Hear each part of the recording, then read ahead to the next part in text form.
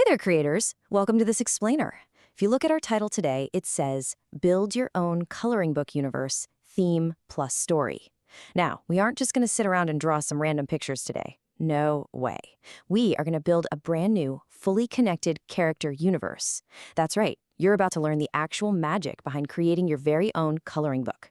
I am absolutely thrilled to guide you through this, because by the time we wrap up, you'll have all the tools you need to invent a world that literally only you could dream up. Okay, you ready? Let's dive into this. So think about your absolute favorite coloring books for a second. Have you ever opened one up and noticed that all the pictures just kind of seem to belong together? Like, say you're coloring a book about outer space. You turn the page and see a rocket ship, right? Then on the next page, there's an astronaut, and on the next page, there's a really funny-looking alien. It feels like one big connected adventure, doesn't it? It's not just a bunch of totally random drawings tossed into a pile. Well, there's actually a secret recipe that artists use to make their books feel like complete worlds. And lucky for you, I'm going to share that secret recipe with you right now. Section 1, Discovering Your Theme, Making Your Pages Belong Together. All right, the very first magic tool we're going to use is discovering your theme. You can think of a theme kind of like a giant, invisible glue that holds every single page of your book in place. Let's actually define it.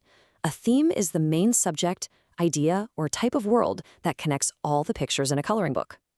So the absolutely crucial thing to remember here is that a theme helps all the different pages in your book feel like they're part of the exact same family. Like if your theme is dinosaurs, you wouldn't suddenly expect to see a picture of a modern-day shopping mall right in the middle of page 4, right? That'd be weird. The theme basically tells your brain, hey, we're in dinosaur world now. Let's look at some really fun examples just to get your imagination going. How about a magical dessert kingdom, where all the castles are made out of cake and the trees are giant lollipops? Or maybe a dinosaur construction crew, where you've got a T-Rex driving a giant bulldozer. You could even do an underwater animal city with octopuses directing traffic, or a dragon racing world. I mean, just hearing those names makes you start picturing the pages, doesn't it? You can mash up all sorts of ideas to make something totally new and exciting. Now, having a theme definitely doesn't mean your drawings have to be boring or just exactly what people expect. No way. A page can be highly creative and super surprising as long as it fits into the world you built.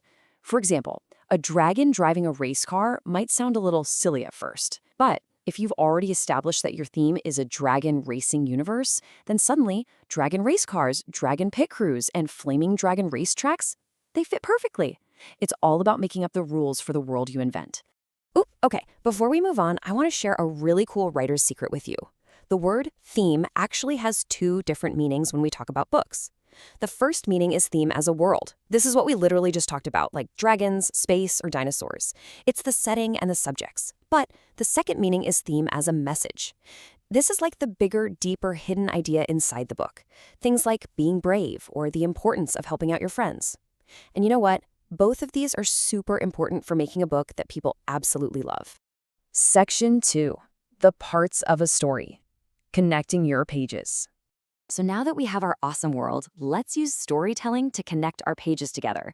A theme gives you the world, but a story gives you the action, and that's what makes readers want to keep turning the page. Every great story needs a few essential ingredients before the action even starts. First up, you need characters. Who is this story actually about? Is it a brave knight, a tiny little mouse, or maybe a talking cloud? Next, you need a setting. Where and when is this happening? In a dark, spooky cave? On the moon? Last Tuesday? And finally, your characters need a problem or a goal. What do they want? What do they need to solve? Because, well, without a problem, your character is just kind of standing around, and that's not very exciting to color, is it? Once you've got your characters, your setting, and your problem, you can drop them right into the classic three-part plot structure. Step 1 is the beginning. This is where we meet everyone and find out what's going on.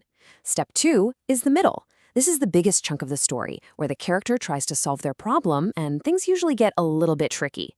And step 3 is the ending, where the problem is finally solved and we get to see how the character has changed. Section 3, Luna's Dragon Adventure, Seeing a Story in Action. Let's see exactly how a story comes to life. I want you to meet Luna, the star of our story. Here's a timeline of her amazing adventure. In the beginning, we get introduced to our setting and our big problem. Luna is a young dragon who lives in this cool mountain village, but she's super afraid to fly. So she just stays on the ground watching all the others. Then the middle happens, the big challenge. A super strong wind suddenly blows her friend away. Oh no! Luna is the only one who can help, so she has to try to fly. Finally, in the ending, Luna flaps her wings, discovers she actually can fly, and she rescues her friend. All the other dragons celebrate. And wow, this brilliantly illustrates that second kind of theme we talked about earlier. Remember the deeper message? By going through her big adventure, Luna actually teaches us a lesson.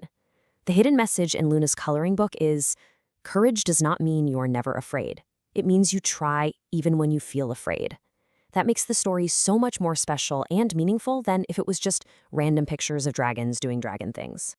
Now, look at how easily Luna's single story can be chopped up into several different, super exciting coloring book pages. Page 1 could be Luna in the mountain village. Page 2 is Luna safely on the ground, just watching the other dragons practice. Page 3 is that scary, strong wind arriving. And page 4 is the epic rescue, where Luna is flying right through the clouds. Do you see how the story naturally creates the exact pictures you need to draw? It's like a giant puzzle coming together. Section 4. Create your coloring book. Planning your 8-page zine. All right, my wonderful artists, we've talked all about the magic of themes and the sheer power of stories. Now it's your turn to step up and become the creator. Here's a really great way to break down your 8 pages so you have a solid, connected plan, instead of just a bunch of random drawings. Step 1, use your first 2 pages for the front cover. Give it a really cool title and a page to meet your main character. Step 2, use the next 2 pages to show the setting and kick off the beginning of your story. Step 3, use the next pages to introduce the problem and show your character facing that big middle challenge. And step 4, use your final pages for the happy ending and a totally awesome back cover. Now, as you're planning out these pages, I want you to keep this one very important rule in your head. A theme doesn't mean every single page looks exactly the same. Honestly, that would be super boring. It just means every page feels like it belongs to the same world. You want each page to have totally different angles, different actions, and exciting new things to color, all while still sharing those same characters and the setting you invented. So, the only question left for you is this: what is your coloring book's theme, and who belongs in your world? Think about it. You aren't just making random pages today, you are literally inventing a universe. So go out there, choose your theme, create your characters, tell a fantastic story, and draw a coloring book that only you could ever bring to life. I seriously can't wait to see the magical worlds you create. Have so much fun exploring and keep on creating.